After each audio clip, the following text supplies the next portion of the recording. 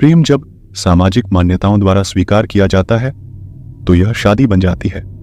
शादी एक अटूट रिश्ता है जिसे लोग जीवन भर निभाते हैं, लेकिन कुछ ऐसे जोड़े भी होते हैं जो मरने के बाद भी अपने जीवन साथी का साथ नहीं छोड़ते। ऐसी ही एक घटना से प्रेरित एक डरावनी कहानी भूत की पत्नी आपके लिए प्रस्तुत है। मुझे आशा है कि यह कहानी आपको जरूर पसंद आएगी। सुनीता बड़ी हो चुकी थी और अब उसके माता पिता को उसकी शादी की चिंता हो रही थी। हालांकि सुनीता बहुत अच्छी लड़की थी जिसके लिए कई अच्छे लड़कों के रिश्ते आ रहे थे। एक दिन सुनीता की मौसी एक अच्छे लड़के का रिश्ता लेकर आती हैं। लड़के की फोटो बहुत ही सुंदर थी, जिसे देखते ही सुनीता के माता पिता मोहित हो जाते हैं और तय कर लेते हैं कि इसी लड़के से सुनीता की शादी करेंगे। सुनीता को भी लड़का अच्छा लग रहा था। मौसी लड़के वालों को रिश्ते के लिए हाँ कर देती है और अगले ही दिन लड़के के परिवार को आमंत्रित किया जाता है ताकि लड़का और लड़की एक दूसरे से मिलकर बात कर सकें। अगले दिन जैसे ही लड़के वाले आते हैं, सुनीता की नजर लड़के पर पड़ती है और वह पहली ही नजर में उसे अपना दिल दे बैठती है। सुनीता के घर में लड़के वालों का जबरदस्त स्वागत किया जाता है। दोनों परिवारों के बीच में रिश्ते की बात तय होते ही दोनों की धूमधाम से शादी कर दी जाती है। शादी के बाद लड़का सुनीता को लेकर शहर चला जाता है। शहर में वह कंपनी के मकान में रहता था। दोनों की शादीशुदा जिंदगी खुशनुमा चलने लगती है। सुनीता अपने पति को बहुत प्यार करने लगी थी। ऐसा लग रहा था मानो सुनीता को 7 जन्म की खुशियां एक ही जन्म में मिल गई हों। एक दिन सुनीता और उसका पति फिल्म देखने थिएटर जाते हैं। दोनों पूरा दिन खूब मजा करते हैं, लेकिन जैसे ही वह वापस लौट रहे होते हैं, अचानक एक कार सुनीता के पति को जोरदार टक्कर मारकर चली जाती है।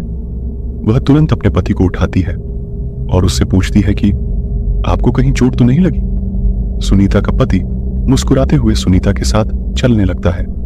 सुनीता अपने पति के साथ घर आ जाती है। रात हो चुकी थी और दोनों बाहर से खाना पीना करके आए थे। सारा दिन दोनों ने खूब मजे किए, लेकिन सुनीता बहुत थक चुकी थी, इसलिए वह आते ही अपने घर में सो जाती है।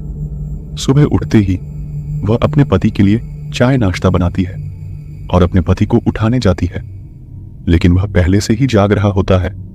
सुनीता अपने पति के सामने चाय नाश्ता लाकर रख देती है और अपने काम में लग जाती है। कुछ देर बाद जैसे ही सुनीता वापस आती है तो चाय और नाश्ता वैसे ही रखे होते हैं। सुनीता के पति ने उसे हाथ तक नहीं लगाया था। वह अपने पति से बोलती है, यदि आपको चाय नहीं पीनी थी तो आप मना कर देते, बर्बाद क्यों करवा दिया। सुनीता का पति कहता है, कोई बात नहीं, मेरे लिए खाना मत बनाना, आज मेरा मूड नहीं है। सुनीता का पति तैयार होकर अपने ऑफिस के लिए निकल जाता है। सारा दिन सुनीता अपने घर में काम करती और अपने पति का इंतजार करती रहती। 2 दिन गुजरते ही सुनीता के घर के दरवाजे पर कोई आवाज लगाता है। सुनीता दरवाजा खोलती है। सामने उसी कंपनी का चौकीदार खड़ा होता है जिसमें सुनीता का पति काम करता है। चौकीदार सुनीता से पूछता है, मैडम 2 दिनों से सर ऑफिस नहीं आए हैं, उनकी तबीयत खराब है क्या? मुझे मैनेजर साहब ने भेजा है। सुनीता को आश्चर्य होता है क्योंकि उसका पति तो रोज तैयार होकर ऑफिस के लिए निकल जाता था, फिर वह ऑफिस कैसे नहीं पहुंचा। चौकीदार के जाते ही सुनीता अपने पति के घर लौटने का इंतजार करने लगती है। शाम को सुनीता के पति घर आता है। वह उनसे पूछती है, आप ऑफिस के बहाने से कहां जाते हैं? सुनीता का पति उसे यहां वहां की बातों में घुमाकर अपने कमरे में चला जाता है। अगली सुबह सुनीता अपने घर के दरवाजे पर दूध ले रही होती है। तभी चौकीदार फिर से आ जाता है और कहता है, क्या साहब अभी तक नहीं आए?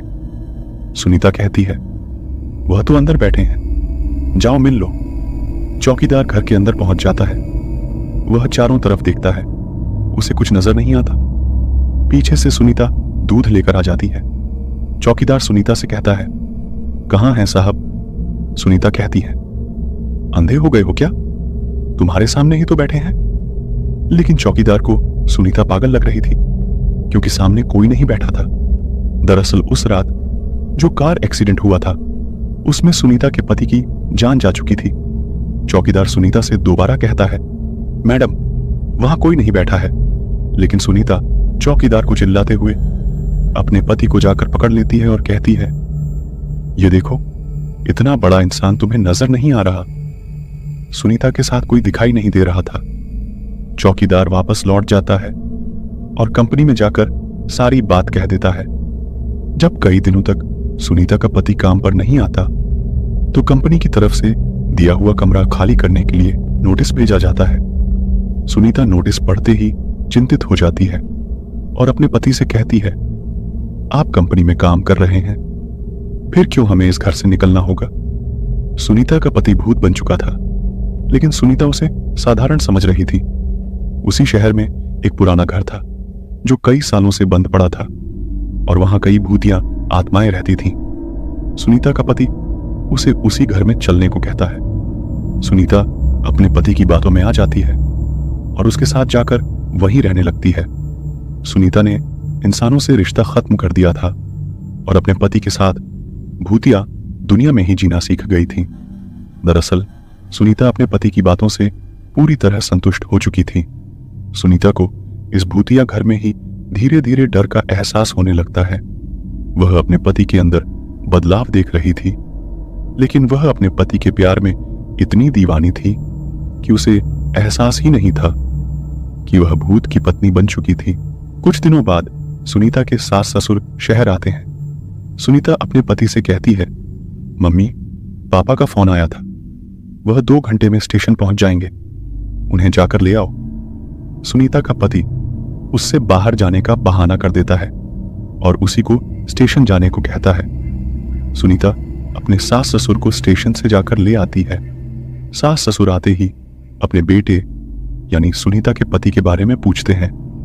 सुनीता कहती है, वह अभी किसी काम से बाहर गए हैं, कुछ देर में आ जाएंगे। सुनीता अपने सास ससुर के आने से बहुत खुश थी। वह उनके खाने की सारी तैयारियां करने लग जाती है। लेकिन शाम होने के बाद भी जब सुनीता का पति घर नहीं आता तो सभी चिंतित हो जाते हैं। सुनीता के पति का फोन घर में ही रखा रहता था, इसलिए वह उससे संपर्क नहीं कर पा रही थी। सुनीता के साथ उसके सास ससुर भी अपने बेटे से मिलने का इंतजार कर रहे थे। पूरी रात गुजर जाती है, लेकिन सुनीता का पति घर नहीं आता। सभी परेशान होकर उसका इंतजार करते रहते हैं। सुनीता के ससुर उससे पीने के लिए पानी मांगते हैं और जैसे ही सुनीता उनके लिए पानी लेने जाती है, उसे अचानक उल्टियां होने लगती है। सुनीता को उल्टी करता देख उसकी सास उसके पास आकर उसका हालचाल पता करती है। बुजुर्गों का अनुभव विज्ञान से भी अधिक माना जाता है, इसलिए सुनीता की सास उसे तुरंत बता देती है। लगता है तुम मां बनने वाली हो बेटी। सुनीता मां बनने की बात सुनते ही मुस्कुराने लगती है। सुनीता यह बात अपने पति को बताने के लिए उतावली हो रही थी, लेकिन उसके इंतजार की घड़ियां बढ़ती जा रही थीं। देखते ही देखते 5 दिन गुजर चुके थे, लेकिन सुनीता के पति का कुछ पता नहीं चल रहा था। तभी तीनों पुलिस थाने में शिकायत दर्ज कराने जाते हैं। पुलिस वाले सुनीता से कहते हैं, पहले वह कहां और कब गायब हुए थे। सुनीता सारा हाल बताती है और कहती है वह अपने ऑफिस गए थे, लेकिन लौट कर नहीं आए। सुनीता के ससुर कहते हैं, बेटा, ऑफिस में पहले से ही काम कर रहा था, फिर 2 दिनों से ऑफिस नहीं गए तो चौकीदार को क्यों बुलाना पड़ा। सुनीता कहती है, पापा, वह रोज ही ऑफिस जाते थे, लेकिन उसके ससुर को समझ में नहीं आ रहा था कि सुनीता क्या कह रही थी। पुलिस वालों का सारा शक सुनीता पर था, इसीलिए पुलिस सुनीता के पूरे घर की तलाशी लेने पहुंच जाती है। जैसे ही पुलिस सुनीता के घर की तलाशी लेती है तो पुलिस वालों को सुनीता के पति का फोन, उसकी घड़ी और उसके सारे कपड़े घर में ही मिल जाते हैं। पुलिस वाले सुनीता से पूछताछ करते हैं, क्या तुम लोगों का झगड़ा हुआ था। सुनीता कहती है, नहीं, हमें शादी किए अभी महीना ही पूरा नहीं हुआ है, हमारा कोई झगड़ा नहीं हुआ था। सुनीता की बातों पर किसी को विश्वास नहीं हो रहा था। पुलिस वाले कहते हैं, मिसेज, आपके पति की गायब होने की खबर कंपनी में पहले ही दर्ज कराई जा चुकी थी। आपके पति को एक्सीडेंट के बाद हमने कई जगह ढूंढा था, लेकिन कुछ भी पता नहीं चला। सुनीता की मां बनने की खबर उसके सास ससुर सुनते ही खुश हो जाते हैं, लेकिन उसके पति के गायब होने का कोई सबूत नहीं मिल पाता। समय के साथ सुनीता की तबीयत और भी खराब होती जा रही थी। सुनीता को सपने में अपने पति के दर्शन होने लगते हैं। सुनीता का पति उसे अपने पास बुलाता है।